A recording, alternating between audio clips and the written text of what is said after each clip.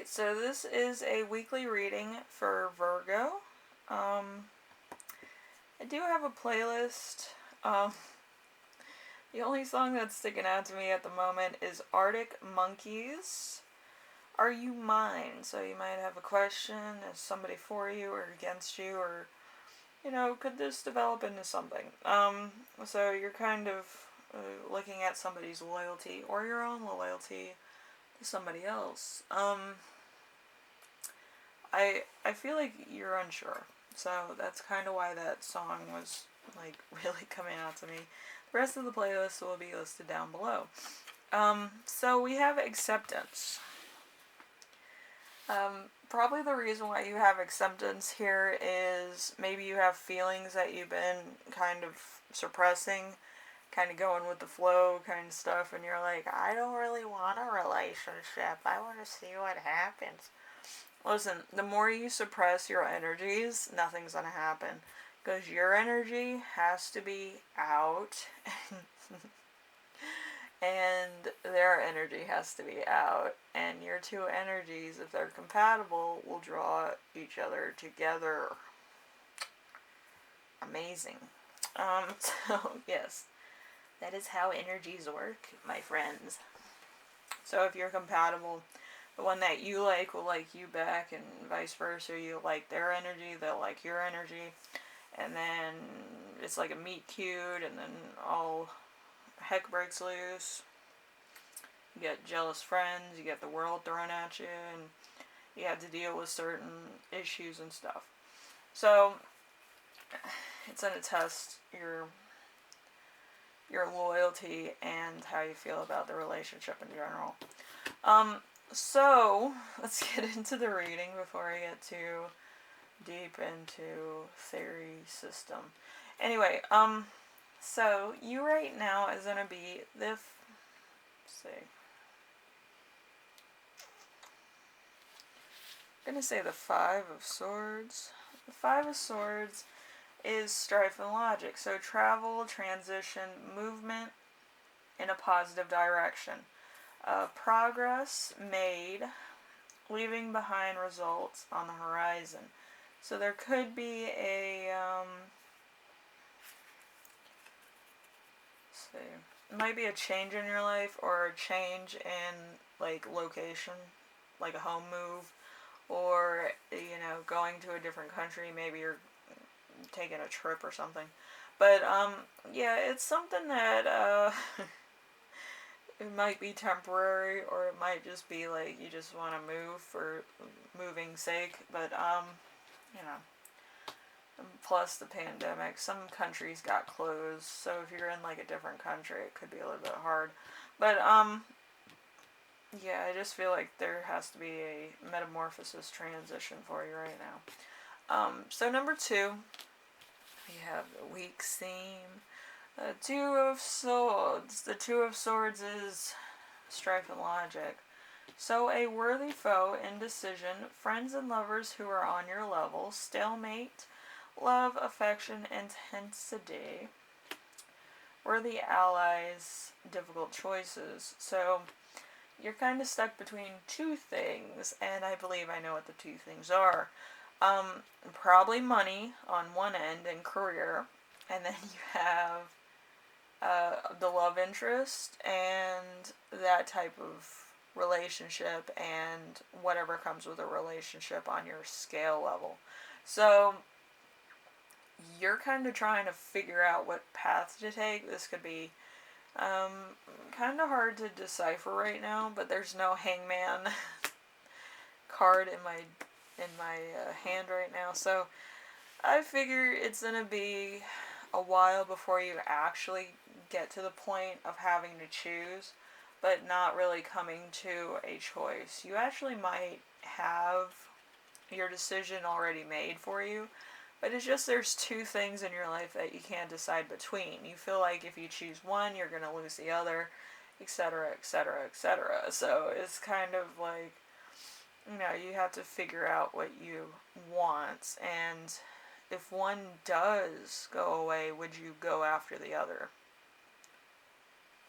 It's a very loaded question. So You might have to actually think about if you can balance them both.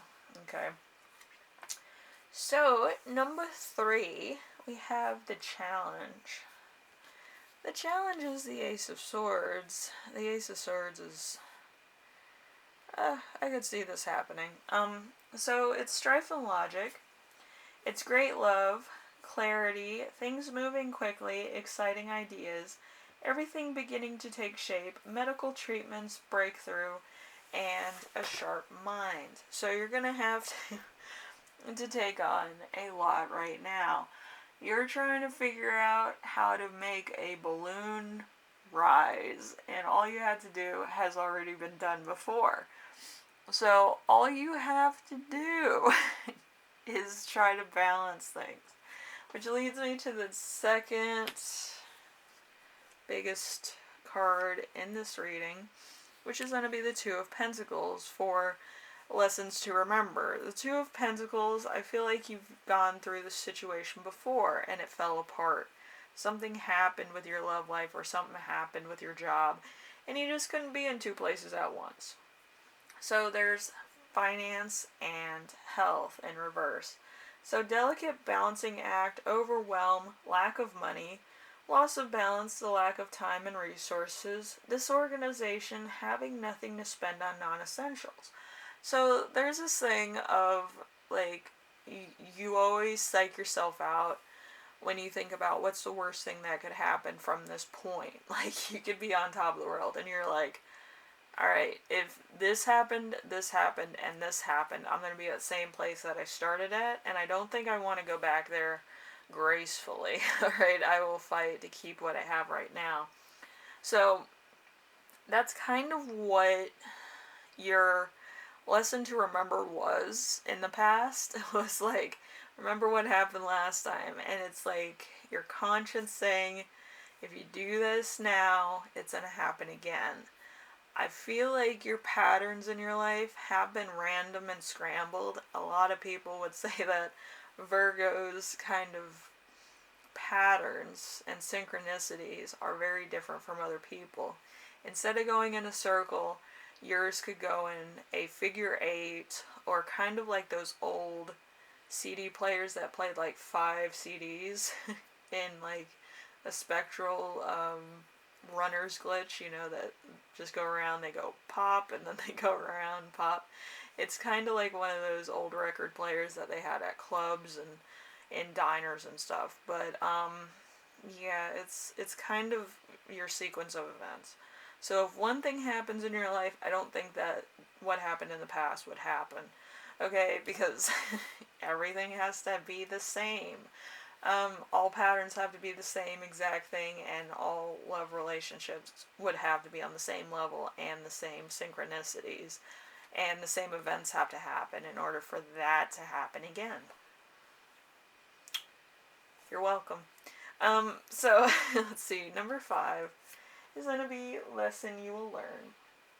Is going to be the Ten of Swords. The Ten of Swords, strife and logic, rarely positive, from the bottom, and nothing worse can happen. Betrayal, loss, crisis, painful endings, and deep wounds. This is going to happen in the near future. The Ten of Swords is the worst card you can possibly get. It's right next to kind of the Tower, because Mars related. But, yeah, I feel like since you're not making a decision on either, or you're not trying to actually see what's best for you in kind of like a trial and error kind of way, you're going to have to choose something that's probably out of like left field in order to save yourself from the undeniable fate of you losing everything. I feel like it's a friend or an acquaintance that you may have met, or like somebody that comes around that helps you out. But it's going to happen kind of when you're not like, oh, I'm going to choose this or I'm going to choose that. You choose not to choose anything. But the fact is that the person that helped you out the most chose for you before, and you yourself couldn't make that decision yourself. Now you want that person to make the decision for you now. It's kind of like giving a toddler the remote control so that they can do whatever they want, and they end up on a porn site. It's having that babysitter take the remote and put it on Veggie Tales, you know. But yeah, you kind of want that person to make the decision for you. And in life, a lot of people can't make that decision for you because something happened. Something in the sequence of events happened to stop this person from interfering. You're going to have to make the decision for yourself and build yourself up to where you were before.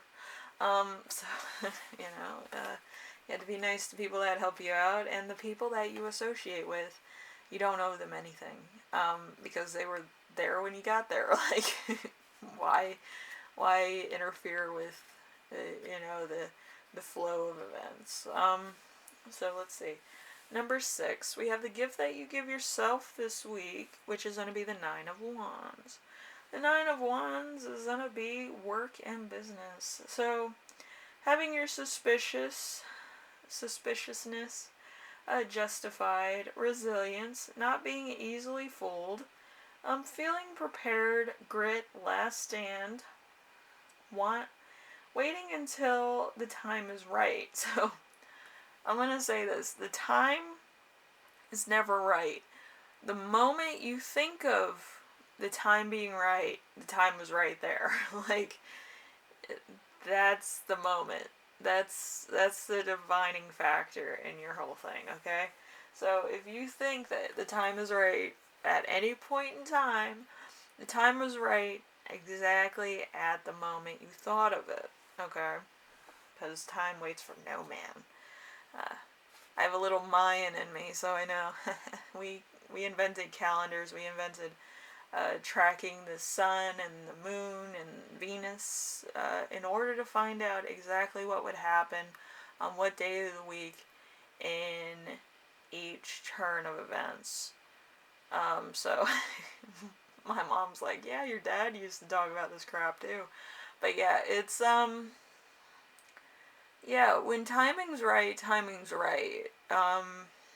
Inventing a giant calendar for the world to use for eons to come, Mayans did that. In order for you to understand how life works, it starts with waking up in the morning. That's how life works. Things just decide to open up. Things decide to exist. Things decide, hey, I'm going to solve something today, or I'm going to invent something, or I'm going to make somebody feel something today. It all starts with waking up. It doesn't have to be like when everybody else wakes up. You can wake up on your own time. But the point that you wanted to exist on that particular day, in that particular frame of mind, that was the perfect timing, you know. Time waits for no man. But anyway, we have mathematical and technical skills. Let's see. Moving away from a bad situation, so you might be moving out of a situation that might be a little toxic, a little bit karmic, a little bit of your own self, kind of talking yourself out of a thing. And then there's world of logic and reason, non-emotional issues. So there's other stuff that you're kind of not connecting with. Probably emotional stuff is probably what you're not connecting with. So it might be all work right now, all business as usual, which is very robotic, you know, unfeeling people. And then they're wondering why when they're like 50 they don't have a relationship. Because you didn't allow the flow to go that way. You were like, I'm going to go upstream, you know, like grabbing every rock and every branch on the way up, you know, because you didn't want to go down that flow. Alright, and then we have choosing to end something. Victory against the odds. So, whenever I hear somebody playing against the odds, I always think of, like, that 15% in science, where, like, it basically comes out of nowhere. It's the equation where it's like, if my brain waves worked 100% of the time correctly, this would happen. But since they don't, the 15% exists. The 15% is emotion, because without emotion, you don't become a poet. You don't become a great thinker. You don't become somebody of substance that people want to be around. So you do kind of have to be emotional. You have to understand human emotions. You have to understand if somebody's going through some things, you might need to talk to them and make sure that they're okay. If you care about this person, you're gonna say, "Hey, you alright today? I wanna like talk to you and make sure that you're alright, and if I can do anything for you, or if I have to check up on you." Like that's friendship. That's you going out on a limb saying, I see you're a little depressed today. Is there anything I can do? Help you with? Maybe get a cup of coffee and you can tell me about it. That's you being a person. That's you being a person of substance, of compassion, and somebody people want to be around. If you work all the time, you miss out on those events. You miss out on the fact that your friend was having a tough time, you know. But the fact is that there's many different things that happen um, in the butterfly effect, that if you were to take a moment out of your time to change the emotions and the general feel of somebody else, a lot of things would be avoided. Like if your friend was contemplating suicide and you were at work, that would have went through. That would have been like, that's done, because whatever. But if you took a minute out of your time and said, "Hey man, you look a little blue. Can I talk to you for a minute and like just get some coffee and just hang out? I'm gonna call out of work. It's fine." But like that's compassionate. That's you being a friend and you actually looking out for people that have, influenced your life in some way, shape, or form, either through friendship, talks, personal stuff. But, it's that type of thing. You need to keep your friends close and your enemies closer. But, yeah. I feel like there's kind of going to be a difference of opinion. But, yeah, I feel like you might be avoiding being emotional about somebody or someone. Okay, so don't do that because you miss out on yourself too. It's not just you being like, "Oh, I don't like that person," or "I'm not going to react when that person comes in a room." You're missing out on yourself. Like, you're missing out on your friends, your family, your, your job. Like, your job and your boss are probably like, "What are they doing over there? They're just working?" Like, they're not even, doing some crazy stuff where they, like, write down shit and then they get back to work. Like, your boss kind of understands that people are emotional people. They're human beings. I used to work at Walmart. They were like, "Everybody's a robot." And, like, I'm an emotional person. If somebody has, like, a problem or they can't get home, I'm a very feeling person. Some people don't know that about me, but I worked in retail, so I constantly had to have my emotions in check and constantly had to be on, like, a timer. Every poop I take was a second off the clock, and it was gonna destroy the world. But but yeah, it's a different type of thing in the real world. Like, employers should be more understanding that you are human. You have flaws. You have a family. You have things that you need to take care of sometimes. And sometimes you never recover from certain things, which is fine. That's a human experience. Because you got close to somebody and you actually had emotions. Oh my god. Like, people can write entire stories about their friendships with people sometimes. And it will be deep. It will be hurtful. It'll be, like, everything the human experience has to offer in one friendship. You can pick one. But it's like being friends for, like, since you were kids. That's a very heartbreaking thing if anything should happen to that person. Or if it's a relationship, like your first relationship, and something happened to that person. It's a very hurtful and something that doesn't just, like, go away like a minute. Like, there's emotions to that. That's like, I grew up with this person, or I've actually had real emotional feelings for this person. They might have been all chaotic and all over the place, but it's like, that's what feelings are. They're not like you can time them or you can define them. It's, I'm going to feel today, and that's what it is, okay? Anyway, Virgo, I go off on a tangent. I am sorry, but I feel like you got my point, and I feel like you like these little conversations. And like all good journeys, you have emotions, you have things that you need to take into consideration, and you also have to look around. You can't always be going at the speed of light and not smell the roses. Um, so, I will see you in the next reading. Hopefully this helped you or guided you in a direction that you wanted to be in the first place. So hopefully everything goes alright this week. I feel like somebody might need to talk to you. Anyway, thank you for watching, and I will see you again very soon.